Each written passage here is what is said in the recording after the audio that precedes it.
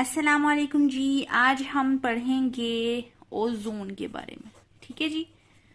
तो जो मेरे नोट्स होंगे वो इंग्लिश में होंगे, मैं आपको उर्दू में एक्सप्लेन करूंगी ताकि आपको आसानी से समझ आ जाए। सॉरी।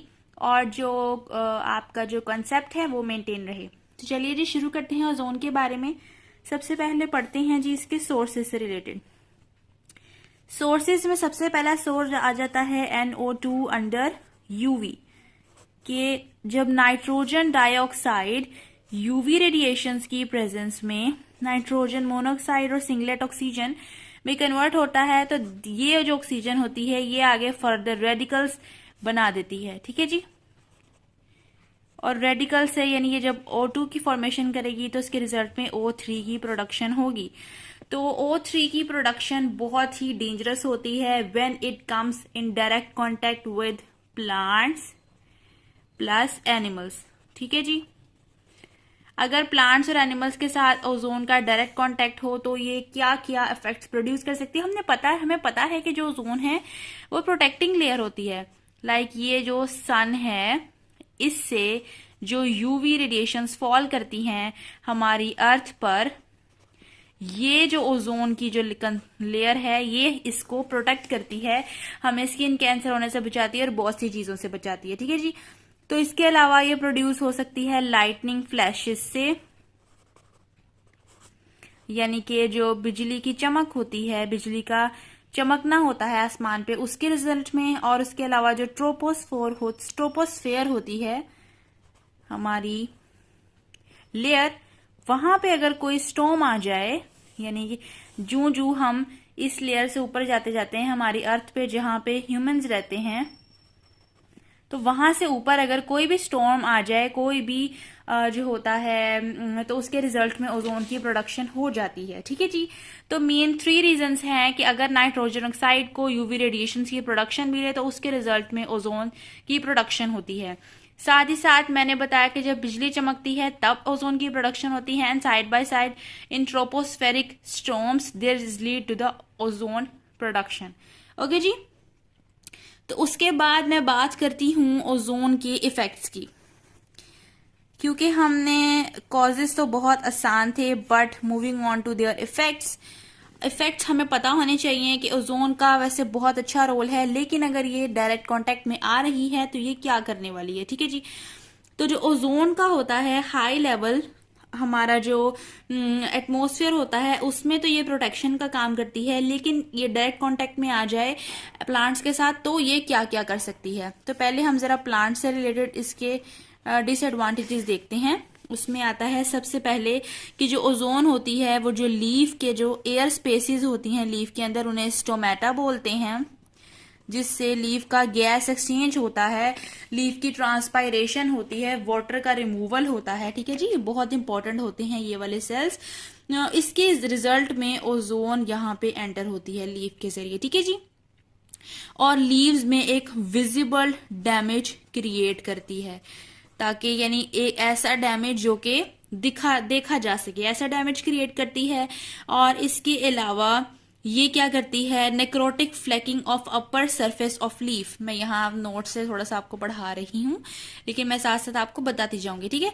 यानी नेक्रोसिस हो जाती है। नेक्रोसिस का मतलब होता है कि किसी भी सेल का खुद ब खुद डेड हो जाना, अपने आप को ही खत्म कर देना, सुसाइड कर लेना, उसको नेक्रोसिस कहते हैं। ठीक है जी। तो ओजोन लीव्स की नेक्रोसिस, जो अपर सरफेस ऑफ लीफ है जहां पे स्टोमेटा पाए जाते हैं वहां पे नेक्रोटिक स्पॉट्स बनना शुरू हो जाते हैं, नेक्रोसिस शुरू हो जाती है। ठीक है।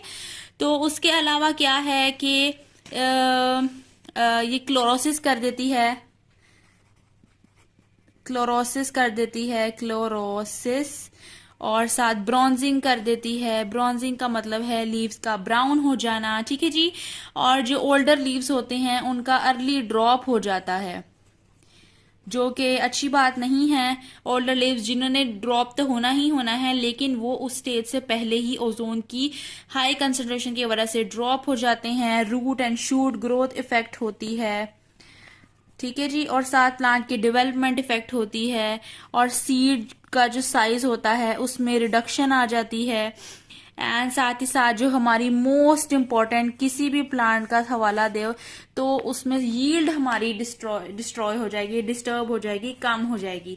कोई भी हमें जो प्लांट्स हैं वो उनको हम एज अ फूड यूज करते हैं, मेनली एज मेडिसिन यूज करते हैं, लेकिन अगर उनकी जो प्रोडक्ट है वो ही कम हो जाएगी, लाइक अगर वो थोड़ा प्रोड्यूस करेंगे, अगर हमें गंदम थोड़ी मिलने लग जाएगी, तो ये एक बहुत ही खतरनाक चीज है। ठीक है जी।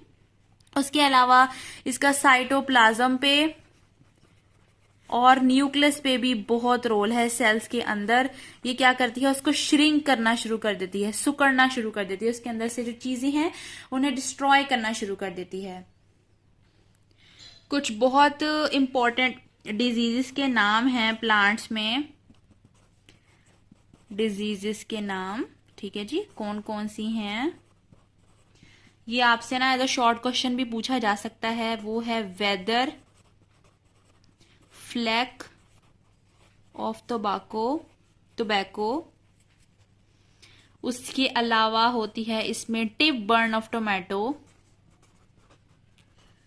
यानी जो टोमेटोज होते हैं, जो हमारे टमाटर होते हैं, उनकी जो टिप होती है वो गल जाती है, वो काली काली हो जाती है। उसके अलावा जो बीन्स होते हैं उनकी ब्रॉन्जिंग हो जाती है। ठीक है जी, यानी वो ब्राउन कलर्स के हो जाते हैं, अपनी कलर को छोड़ देते हैं।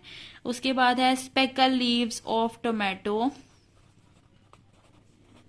Potato sorry. ये सब ना सिम्टम्स है जिससे हमें पता चल जाता है कि इस प्लांट के जो है ना यहाँ पर ओजोन की हैवी कंसंट्रेशन हो गई है, तो यहां से हमें पता लग जाता है। और है ब्राउन लीफ ऑफ ग्रेप्स। ठीक है जी, तो ये है weather fleck of tobacco, tip burn of tomato, beans की bronzing, speckle leaves of potato और ब्राउन लीफ ऑफ ग्रेप्स। बहुत आसान है, ये थोड़े इंपॉर्टेंट भी हैं, ये आ जाते हैं, इसलिए आपने इनको एक नजर याद कर लेना है, जो कि अच्छी बात है। ठीक है जी। उसके अलावा एनिमल्स में ये क्या करने वाला है, प्लांट्स में जब इतना कुछ कर सकता है तो एनिमल्स में तो ये तबाही मचा देगा। तो इसका मतलब है कि ये डैमेज देता है। जाहिर है कोई भी गैस है, कुछ भी है, वो डायरेक्ट हमारे लंग्स से होकर या नोज से होकर लंग्स तक जाती है, तो ये जो पल्मोनरी जो डैमेज है वो क्रिएट करेगा। ठीक है जी। और साथ ही साथ हार्ट है तो उसकी डिजीजेस भी प्रोड्यूस करेगा। उसके अलावा जब नोज से या थ्रोट से, गले के जरिए इस गैस की इनहेल होती है तो नोज और थ्रोट की हैवी इरिटेशन होती है। ठीक है, इरिटेशन होती है अगर ये थोड़ी क्वांटिटी में हो, लेकिन अगर ज्यादा क्वांटिटी में हो तो ये हमारा जो पल्मोनरी ऑर्गन्स हैं, लंग्स हैं, हार्ट है, उसको डैमेज कर देगा। ठीक है, लेकिन अगर थोड़ी क्वांटिटी में है तो ये हमें डिस्कम्फर्ट देगा, जिससे पता लग जाएगा कि यहाँ पर कोई ऐसी गैस है जो कि हमारी सेहत के लिए अच्छी नहीं है। और उसके अलावा इसके रिजल्ट में सिवियर किस्म की टायर्डनेस फील होती है। ठीक है, तो ये 3 मेन कॉजेज हैं, तो आपने ये चीजें याद करनी है। मैं एक दफा रिवाइज कर देती हूँ ताकि आपको अच्छे से याद हो जाए। जो ओजोन है इसके सोर्सेज हैं कि ये nitrogen oxide, nitrogen dioxide, UV की रेडिएशंस की प्रेजेंट में ओजोन को प्रोड्यूस करता है। उसके अलावा लाइटनिंग फ्लैशेस, जो बिजली चमकती है, उसके रिजल्ट में ओजोन की प्रोडक्शन होती है। और जो स्टॉर्म्स आते हैं, जो स्टॉर्म्स को उर्दू में कहते हैं, जो अंधेरी आ जाती है, तूफान आ जाते हैं, वो उसके रिजल्ट में भी इसकी प्रोडक्शन होती है। साइड बाय साइड ये बहुत ज्यादा डैमेज देता है लीव्स को। ये लीव्स के जरिए, स्टोमेटा के जरिए प्लांट्स में एंटर होता है, विजिबल डैमेज क्रिएट करता है कि सेल की नेक्रोसिस शुरू कर देगा, यानी सेल खुद ब खुद सुसाइड करना शुरू कर देगा।